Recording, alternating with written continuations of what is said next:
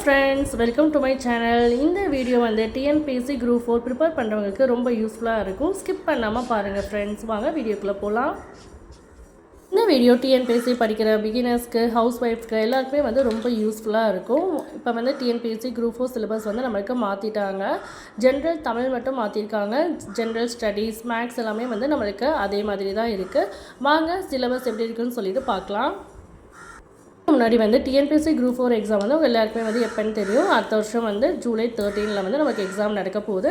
அதுக்கு வந்து நம்ம இப்போ இருந்தே ப்ரிப்பேர் பண்ணால் தான் நம்ம வந்து சிலபஸை முடித்து கண்டிப்பாக வந்து அடுத்த வருஷம் ஜாப் வாங்க முடியும். நம்ம இப்போ இருந்தே ஸ்டெடியாக கன்சிஸ்டன்ஸாக நம்ம படிக்கணும். அப்போ நம்மளுக்கு வந்து கண்டிப்பாக ஜாப் கிடைக்கும். வாங்க சிலபஸ் என்னன்னு சொல்லிட்டு பார்க்கலாம்.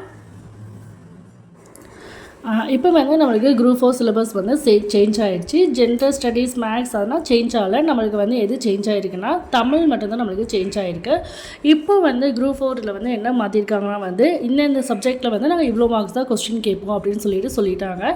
இப்போ வந்து ஜென்ரல் சயின்ஸ்க்கு வந்து ஃபைவ் கொஸ்டின்ஸ் கேட்போம். ஜியாகிரஃபினா 5 கொஸ்டின்ஸு. அப்புறம் இந்தியாவின் வரலாறு, பண்பாடு மற்றும் இந்திய தேசிய இயக்கம் வந்து டோட்டலாக வந்து 10 கொஸ்டின்ஸ் கேட்போம் அப்படின்னு சொல்லிட்டாங்க. ஒவ்வொரு யூனிட்டுக்குமே வந்து எத்தனை கொஸ்டின்ஸ் கேட்போம்னு சொல்லிட்டு அவங்க வந்து நம்மளுக்கு கொடுத்துட்டாங்க. இந்த மாதிரி நம்மளுக்கு கொடுத்தனால நம்மளுக்கு படிக்கிறதுக்கு ரொம்ப ஈஸியாக இருக்கும். நம்மளுக்கு எந்தெந்த யூனிட்னால் வந்து இம்பார்ட்டன்ட் கொடுக்கணும் அப்படின்னு சொல்லிட்டு ஒரு ஐடியா கிடைக்கும். அதே மாதிரி வந்து ஃபஸ்ட்டு நம்ம தமிழ் எல்லாமே வந்து ரொம்ப புக் வைஸாக வந்து புக்கு எல்லாமே நம்ம படிக்கிற மாதிரி இருக்கும். இப்போ அந்த மாதிரி நம்ம படிக்க வேணாம். எதுக்கு இம்பார்ட்டன்ஸ் கொடுத்து படிக்கணும்னு சொல்லிட்டு நம்ம பார்க்கலாம். அதேமாதிரி வந்து இந்தியன் பாலிட்டிக்கு வந்து 15 கொஸ்டின்ஸ் கேட்பாங்க. இது வந்து நம்ம நல்லா படிச்சுக்கணும். இந்த யூனிட் எப்போயுமே வந்து நம்மளுக்கு நிறைய கொஸ்டின்ஸ் வந்து இதில் வரும். இப்போ வந்து 15 கொஸ்டின்ஸ் கேட்பாங்கன்னு சொல்லிட்டாங்க.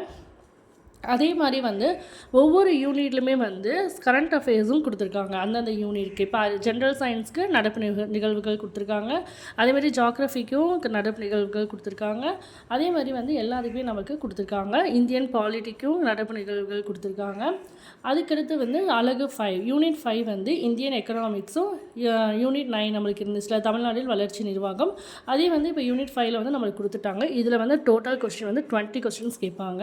இப்போ இது ரெண்டையும் சேர்த்து வந்து நம்மளுக்கு 20 கொஸ்டின்ஸ் ப்ளஸ் இதில் வந்து கரண்ட் அஃபேர்ஸும் நம்மளுக்கு கேட்பாங்க. ஸோ நம்ம இனிமேல் வந்து கரண்ட் அஃபேர்ஸும் வந்து நம்ம சைட் பை சைட் படிச்சுட்டே வந்துக்கணும். அது வந்து யூனிட் 6 தமிழ்நாட்டின் வரலாறு, பண்பாடு, மரபு மற்றும் சமூக அரசியல் இயக்கங்கள் வந்து எத்தனை கொஸ்டின்ஸ் பார்த்தீங்கன்னா 20 கொஸ்டின்ஸ் கேட்குறாங்க. யூனிட் 8க்கும் இதுக்கு வந்து நம்ம ரொம்ப இம்பார்ட்டன்ட் கொடுக்கணும். அப்போ இப்போ நம்மளுக்கு ஒரு ஐடியா கிடச்சிருக்கும் எந்தெந்த யூனிட் வந்து நம்ம இம்பார்ட்டன்ஸ் கொடுத்து படிக்கணும். இப்போ பார்த்தீங்கன்னா பாலிட்டியில் வந்து 15 கொஸ்டின்ஸ் கேட்குறாங்க. யூனிட் இப்போ அழகு யூனிட் 6 வந்து இதில் வந்து 20 கொஸ்டின்ஸ் கேட்குறாங்க. இந்தியன் எக்கனாமிக்ஸ் அண்டு யூனிட் 9 சேர்த்து வந்து 20 கொஸ்டின்ஸ் கேட்குறாங்க. இப்போ 20, 40 இதிலே வந்து 55 கொஸ்டின்ஸ் ஆயிடுச்சு நம்மளுக்கு. அப்புறம் ஹிஸ்ட்ரியில் 10 கொஸ்டின்ஸ் கேட்குறாங்க. இந்த மாதிரி ஸ்ப்ளிட் பண்ணும்போது நம்மளுக்கு வந்து சயின்ஸ்னால் வந்து இம்பார்ட்டன்ட் டாபிக்ஸ் வந்து நம்ம படிச்சுக்கிட்டால் போதுமானது. அதேமாதிரி ஜியாகிரஃபிக்கு வந்து 10th ஜியாகிரஃபியில் அந்த 7 லெசன் இருக்கலாம். அதை வந்து நம்ம தரவு படிச்சுட்டா ஓரளவுக்கு நம்ம வந்து மார்க் எடுத்துக்கலாம். அப்புறம் கரண்ட் அஃபேர்ஸ் எதுவும் கேட்பாங்க. ஸோ இந்த மாதிரி தான் இருக்குது. இப்போ பகுதி ஆளை வந்து திறனறிவும் மனக்கணக்கு நுண்ணறிவும் சொல்லியிருக்காங்க. 10ஆம் வகுப்பு தரம் 25 கேள்விகள். திறனறிவில் வந்து 15 கொஸ்டின்ஸும் காரணவியலை வந்து 10 கொஸ்டின்ஸும் கேட்குறாங்க. எங்கெங்கேருந்து எந்தெந்த டாப்பிக்னு சொல்லிட்டு அவங்களே கொடுத்துட்டாங்க. ஸோ நம்மளுக்கு ஈஸியாக இருக்கும். இவ்வளோ நாள் வந்து நம்மளுக்கு ரீசனிங்கில் எவ்வளோ கொஸ்டின்ஸ் கேட்பாங்க அந்த மாதிரி எதுவுமே நம்மளுக்கு தெரியாது. இப்போ நம்மளுக்கு ஒரு ஐடியா கிடச்சிருக்கும். இது மாத்திரம் வந்து சிலபஸ் வந்து ஓகே. இப்போ வந்து நம்மளுக்கு ஒரு ஐடியா கிடச்சிருக்கு. இதில் வந்து என்ன சொல்லியிருக்காங்கன்னா தமிழ் தகுதி மற்றும் மதிப்பீட்டு தேர்வு 10ஆம் வகுப்பு தரம் 100 கேள்விகள். இலக்கணம் வந்து 25 கேள்விகள். அதில் என்னென்ன சொல்லி கொடுத்துருக்காங்கன்னா பிரித்து எழுதுதல், சேர்த்து எழுதுதல், சந்திப்பிழை, குறில் நெடில் வேறுபாடு, லகர வேறுபாடு, நகர வேறுபாடு, ரகர வேறுபாடு, இனவெழுத்துக்கள் அறிதல், சுட்டெழுத்துக்கள், வினா எழுத்துக்கள், ஒருமை பன்மை அறிதல். அதே போல் வந்து இந்த இதெல்லாம் வந்து நம்ம படிக்கணும்னா 6th-லேருந்து 10th வரைக்கும் இருக்கக்கூடிய ஃபஸ்ட்டு நியூ புக்ஸை வந்து முடிச்சிடுங்க. அதில் வந்து இருக்கிற இந்த மாதிரி பிரித்தெழுதுக, சேர்த்தெழுதுக எல்லாமே வந்து நம்மளுக்கு புக்கில் இருக்கும். அப்போ 6th-லேருந்து நீங்கள் 10th வரைக்கும் ஒரு ஐடியா நீங்கள் படிச்சிட்டிங்கன்னா உங்களுக்கு ஒரு ஐடியா வந்து உங்களுக்கு கிடைக்கும். இது எல்லாமே சிலபஸையும் வச்சுக்கணும், அந்த புக்ஸே எடுத்து வைக்கப்போ இதெல்லாம் எங்கெங்கே இருக்குதுன்னு சொல்லிட்டு உங்களுக்கு கொடுக்கப்போ வந்து ரொம்ப ஈஸியாக இருக்கும். அதே போல் வந்து சொல்ல அகராதியில் வந்து 15 கேள்விகள் கேட்குறாங்க. இது வந்து எதிர்ச்சொல்லை எடுத்தெழுதல், ஓரெழுத்து ஒரு மொழி வந்து 42 இருக்குது. அதை நீங்கள் வந்து நல்லா தரவாக படிச்சுக்கணும். அதே மாதிரி வந்து இங்கே மருவு கேட்குறாங்க. புதுச்சேரினா புதுவை, மன்னார்குடினா மண்ணை, மயிலாப்பூர்னா மயிலை, பிழை திருத்துக, எடுத்துக்காட்டு ஓர் அப்படின்னு இருக்கு இல்லையா, அந்த மாதிரி தான் நமக்கு கொடுத்துருக்காங்க. ஃபஸ்ட்டு நம்ம வந்து எல்லாமே நூல் குறிப்பு, ஆசிரியர் குறிப்புனா படிப்போம். இப்போ அந்த மாதிரினா நம்ம படிக்க வேணாம். சிலபஸில் என்ன இருக்கோ அதை வந்து நம்ம படிச்சுட்டா போதும். அழகு 3ல் வந்து எழுத்து திரையில் வந்து 15 கேள்விகள் கேட்குறாங்க. சொற்களை ஒழுங்குபடுத்தி சொற்றொடர் அமைத்தல், தொடர் வகைகள், செய்வினை, செய்பாட்டு வினை, தன்வினை, பிறவினை, ஒருமை பன்மை, பிழையறிந்து சரியான தொடர் அறிதல் இந்த வந்து நம்மளுக்கு கொடுக்குறாங்க. இதுக்கு வந்து நம்மளுக்கு எப்படி பண்ணணும்னா வந்து இப்போ வந்து சோறு கூடை முறை அந்த மாதிரி தான் படிக்கணும். ஸோ நம்ம வந்து ஃபஸ்ட்டு வந்து நீங்கள் இது ஃபஸ்ட்டு ஒரு இது பண்ணுறீங்கன்னா வந்து 6th 10th நியூ புக்கை வந்து முதல்ல முடிச்சிடுங்க. அதுக்கப்புறம் வந்து சிலபஸ் வைஸாக ஒன்று ஒன்றா நம்ம படிக்கலாம். நான் வந்து உங்களுக்கு எல்லாமே வந்து எனக்கு தெரிஞ்சதை உங்களுக்கு சொல்கிறேன். இப்போ அழகு 5ல் வந்து கலை சொற்கள் வந்து 10 கொஸ்டின்ஸ், வாசித்தல் புரிந்து கொள்ளும் திறல் 15 கேள்விகள், எளிய மொழிபெயர்ப்பு 5 கேள்விகள், அதுக்கப்புறம் வந்து இலக்கியம் தமிழ் அறிஞர்களும் தமிழ் தொண்டும் வந்து 15 கேள்விகள் கேட்குறாங்க. திருக்குறள் தொடர்பான செய்திகள் வந்து 20 அதிகாரம் மட்டும்தான். இந்த 20 அதிகாரமும் நம்மளுக்கு புக்கில் எங்கே இருக்குது எப்படின்னு சொல்லிட்டு நான் அடுத்தடுத்த வீடியோவில் வந்து உங்களுக்கு ஒன்று ஒன்றா கொடுக்குறேன்.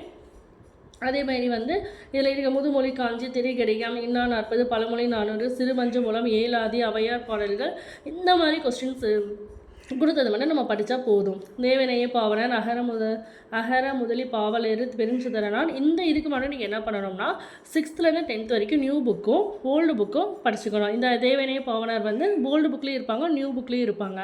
ஸோ அப்போ மட்டும் நீங்கள் வந்து 2 புக்கையும் கம்பேர் பண்ணி நீங்கள் படிச்சுக்கோங்க. ஃபஸ்ட்டு வந்து 6th 10th நியூ புக்கை படிங்க. அதுக்கப்புறம் வந்து ஓல்டு புக்கில் இருக்கக்கூடிய சிலபஸில் இருக்கக்கூடிய மட்டும் ஓல்டு புக்கில் படிங்க. அதுக்கப்புறம் வந்து சில சிலபஸ் வைஸாக வந்து நீங்கள் படிங்க. அப்புறம் வந்து தமிழில் நீங்கள் கண்டிப்பாக 95க்கு மேலே நீங்கள் எடுக்க முடியும். அதே போல் வந்து டெய்லி வந்து தமிழ் படிக்கணும், மேக்ஸ் படிக்கணும், ஜிஎஸ் படிக்கணும். ஜிஎஸ்சில் வந்து கண்டிப்பாக ஒரு லெசன் வந்து நம்ம முடிச்சிடணும். ஜிஎஸ் வந்து ஒரு லெசன் முடிச்சோம்னா வந்து இப்போ இன்னும் நம்மளுக்கு 208 டேஸ் கிட்ட இருக்குது குரூப் 4 எக்ஸாமுக்கு. ஸோ இன்னிலேருந்து நம்ம படிக்க ஆரம்பித்தாலும் கண்டிப்பாக முடிச்சிடலாம். எனக்கு தெரிந்த இதை வந்து உங்களுக்கு ஷேர் பண்ணுறேன். நம்ம எல்லாமே சேர்ந்து படிக்கலாம். கண்டிப்பாக அடுத்த வருஷம் வந்து ஜாப் வாங்கிடலாம். தேங்க்யூ. லெசன் தமிழ் எதை எடுத்துக்கிட்டாலுமே வந்து இந்த மாதிரி பாக்ஸ் கொஸ்டின்ஸ் இருக்குது. டூ யூ நோ அந்த கொஸ்டின்ஸை வந்து நீங்கள் நல்லா படிச்சுக்கணும்.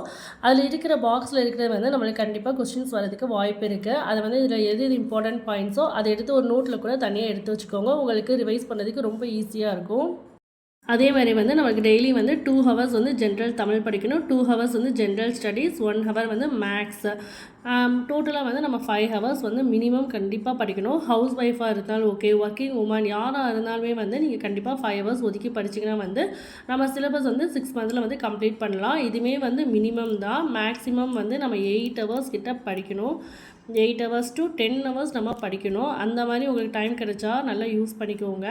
ஆனால் இது வந்து must. 2 hours Tamil, 2 hours general studies, 1 hour maths. இது வந்து மஸ்ட்டு. இது கண்டிப்பாக நீங்கள் டெய்லி ஃபாலோ பண்ணிகிட்டே வரணும்.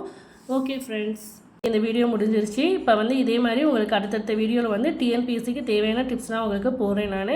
இந்த வீடியோ பிடிச்சிருந்துச்சுன்னா மறக்காமல் லைக் பண்ணிடுங்க. உங்கள் ஃப்ரெண்ட்ஸுக்குன்னா நிறைய ஷேர் பண்ணிடுங்க. நம்ம சேனலை சப்ஸ்கிரைப் பண்ணிடுங்க. Thank you friends. தேங்க்ஸ் ஃபார் வாட்சிங்.